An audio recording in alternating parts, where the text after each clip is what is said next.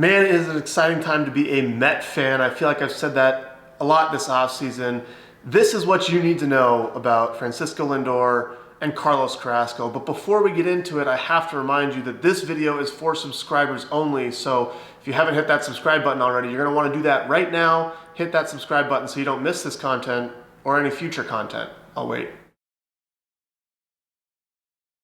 So the Mets just acquired Lindor and Carrasco from Cleveland. First thing that we have to talk about is what a big blockbuster trade that is. Lindor, obviously one of the biggest names shortstop, perhaps the best shortstop in baseball, definitely up there in that conversation. And Carrasco doesn't get very much attention for his performance on the field, but he's been consistently one of the best pitchers in the league. He's good for a mid-3 ERA.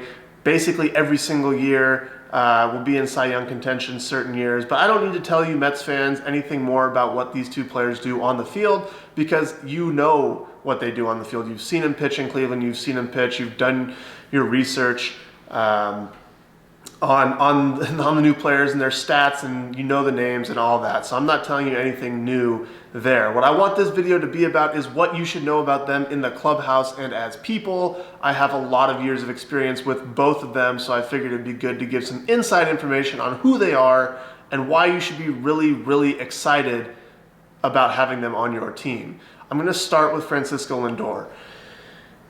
So I was in Cleveland, I was in the big leagues already when Lindor came up. He was a highly touted prospect. We were actually in the same draft as each other in 2011. The Indians were interested in taking me. I went off the board before they drafted, and they ended up taking Lindor with that pick. Ultimately traded for me a year after I was drafted, so they ended up with the 3rd overall and the 8th overall pick, I believe, in that draft. So I was there for Lindor's entire career in Cleveland, and watching him go from a young kid who was a rookie to a veteran and a leader, even though he wasn't really considered technically a veteran. I mean, he had 3 years or 4 years of service time at the time. But watching him learn, watching him be inquisitive about the game, he wasn't someone that came up and it was like, I got this all figured out. He came up and immediately went over to Michael Brantley's locker and was talking to Brant about, hey, how do I do this? How's my stance? How's my swing? I'm struggling with this. What do I do? So he's inquisitive. He talked to a lot of people. It wasn't just Brant, but I remember that one most distinctly because Brant kind of took him under his wing and showed him, what Brant knew, and Brant's great like that as well. He's a great leader. So I think, Lindor learned a lot of leadership techniques on the kind of behind the scenes side from Brant. Brant did a lot of stuff. He wasn't super vocal in the clubhouse, but he would pull guys aside behind the scenes, and he did a lot in the background, and Lindor learned that style of leadership from him in that way. He also learned a lot about his swing, a lot about his approach, and you saw him starting to implement that right away. I mean, there's times when he'll start in the back of the box, and as soon as the pitcher starts his delivery, he'll take a shuffle step forward because he baits him into throwing an off-speed pitch, and that's stuff he talked to Brant about and learned along the way. There's times when he'll go up to the plate with a first pitch swing approach and pull the ball, looking to hit a homer because he knows the pitcher's going to try to get him out a certain way. But there's times when he won't swing at that pitch too. So his approach really refined itself over the time that he was in Cleveland. So he's very inquisitive. That's the first thing. He loves the game and he wants to know more about it. He wants to be the best that he can be. The second thing is on the leadership side, and I mentioned it a little bit there, but he also learned how to be a vocal leader. And I want to share with you a story. Most of you probably know the story from the outside and what happened on the field.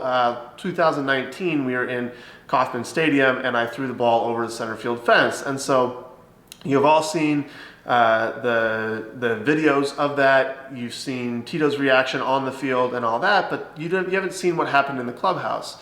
Now, Lindor was, I believe he's 2 years younger than me, almost 2 years of service time, something like that.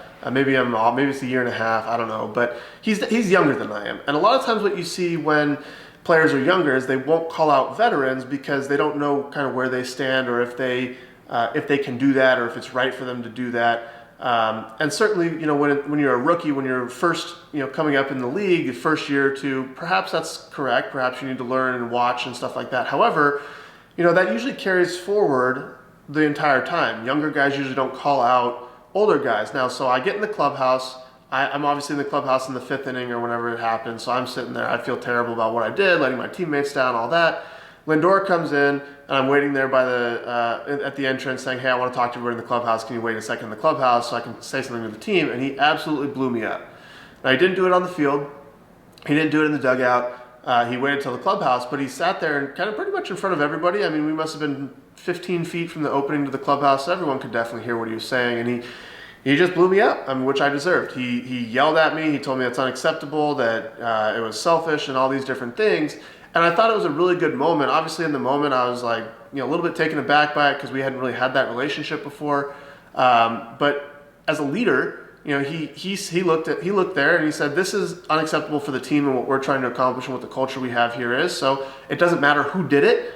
I'm going to let him know that this is unacceptable. He understood that his role on the team was to lead. And I think that's really important. It's a really important trait to have in a leader. When the leader fully embraces that role for himself, he can understand it doesn't matter who's doing this. If it's the coach, if it's the rookie, like if something that goes against our culture and what we're trying to accomplish as a team, as a group, that something needs to be said, and someone needed to say something. Now, Tito obviously said something to me on the field in the moment, but Lindor also took care of it in the clubhouse, and I thought that was a really good moment. So I wanted to bring that up from a leadership standpoint. So he's inquisitive, he's a leader, and overall he really loves the game. He's an intense competitor. He loves the big moment. He loves to win, but that doesn't start or stop on the field. It starts from the second he gets to the clubhouse. His attention to detail, breaking down the opposing pitcher, breaking down the opposing team, understanding the defenses, where he's going to go and when and why, when to steal bases and when not to. He has all the skill sets. He can steal, he can play defense, he can hit for power, he can hit for average. He has all the skill sets. He's got a good eye at the plate. But knowing when to use those, when's the right time to and when's the wrong time to use those is super important and something that takes a while to learn in the big leagues. But he learned it very quickly because he's inquisitive and because he went to the right types of people. But he's an intense competitor. And I remember we had a 21-game win streak and 2 outs in the bottom of the 9th against Kansas City to win game number 22. We'd already clinched the postseason, seemingly meaningless game 2 weeks before the postseason. And he gets up to the plate, has one of the most intense at-bats that I've seen out of him. Two at-bats stand out. That at-bat and the at-bat against Green in the postseason, Game 2, 2017 Division Series against the Yankees when he hit a grand slam. But that at-bat stands out to me. A regular season game after we'd already clinched, and he's up there like just in the moment, trying to do everything he can to win the game, and of course ended up coming through. And in baseball, we talk about, you need to have that guy. Like if you can get that guy to the plate at the right time, you have a good chance to win that game. And Lindor is 100% that guy because he cares so much. He loves the game, basically. He wants to win like the whole 9 yards. So he wants to be great. He wants to be good personally. He wants to have the good numbers, but he wants the team to win more than anything. And that ties right in with the leadership. So those are 3 things that I wanted to share about Lindor. Obviously, great player on the field, but thought it was important to understand a little bit more about the person and who he is behind closed doors and the things that I really respect about him as a player. Mets fans, you got a great one for sure. Let's go on to Carlos because Cookie Carrasco, that's his nickname, okay? And it stemmed from when he was first coming up in the big leagues. He always loved to eat cookies on the plane, and he adopted the nickname Cookie. I don't remember exactly who gave it to him, but he started being called Cookie, and that's just kind of a really good insight, a good place to start when it comes to Carrasco because he is one of the most fun-loving people I've ever met. I mean, I don't think I've ever seen Carlos have a bad day. Obviously, when he pitches and he doesn't do well, it affects him and he's down about it. But the next day he comes in and he's just the same Cookie. He's joking around. He's a practical jokester. He loves the game of baseball. He loves his teammates. He loves life. He loves his family. He's a great family man. And he's just such a joy to be around. I mean, good grief. All the moments that I had with Carlos just in the clubhouse, I remember even on the day that he found out that he had cancer. He still you would never have known that. A couple people knew because he came and he told a couple of us before it became public and stuff like that was a thing. And I think, I was there when I found out, obviously, but when Shane Bieber found out and just looking at their faces and like just when Carlos like talks to him, and everyone's happy about Cookie being there, like, oh, Cookie, what's up? And you have this smile on your face, and he starts talking, and you can just see the smile like slowly turn into like worry and like, oh my God, but never on Cookie's face. He was in the training room that day, he was in the dugout that day. You never would have known anything was different because he brings that type of energy to the field every single day. The fun-loving guy, the practical jokester, he keeps things light, he cares about his teammates, and that's one of the things that really stands out to me about Cookie is just that he just has so much fun. He's such a good guy. He's a pleasure to be around. I can't think of a negative interaction I've ever seen Carlos have with anybody. So just a really humble, like fantastic person.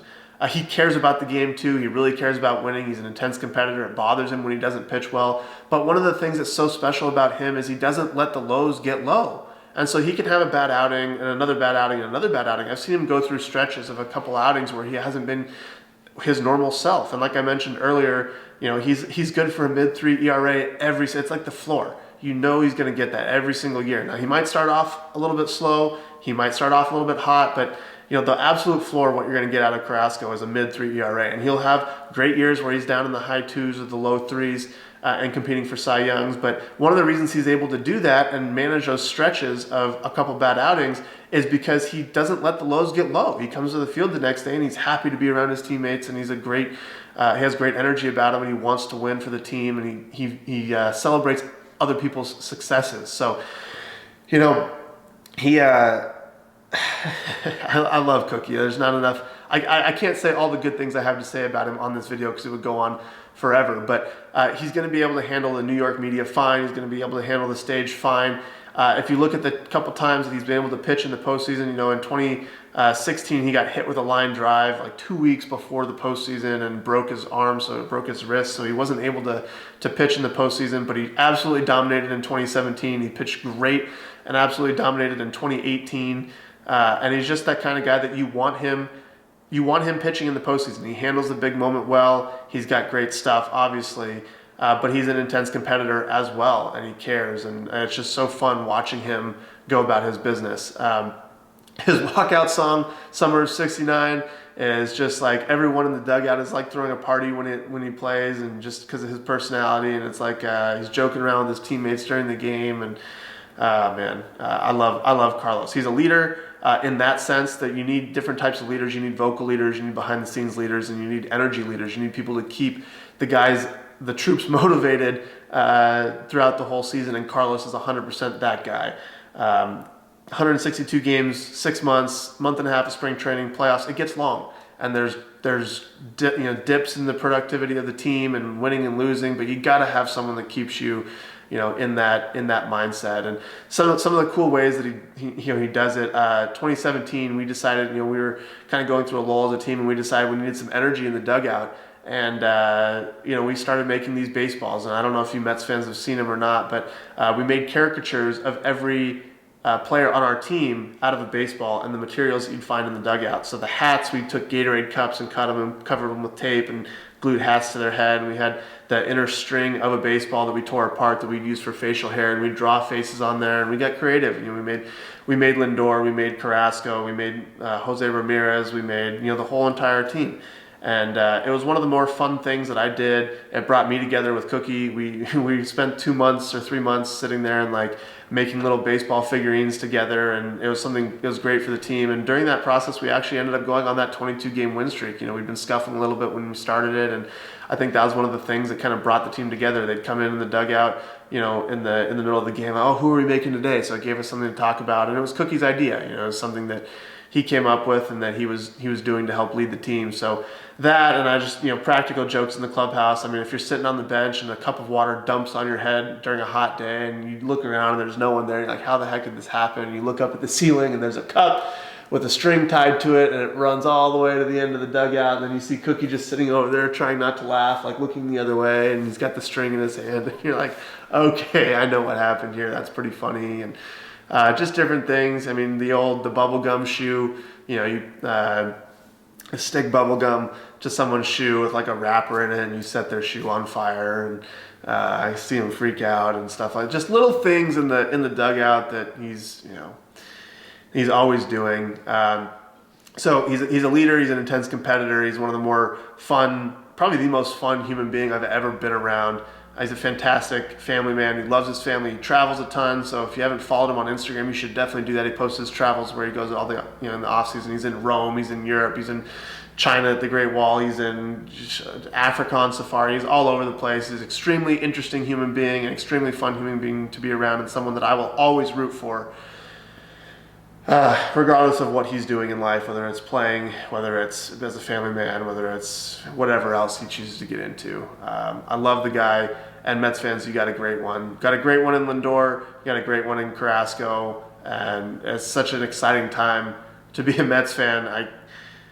You got two great ones, that's all I can say. So hopefully this video gave you some insight about who these two players are behind the scenes as people, what you can expect from them, and that's all I got for you. It's an exciting time to be a Mets fan. I'll see you guys in the next video.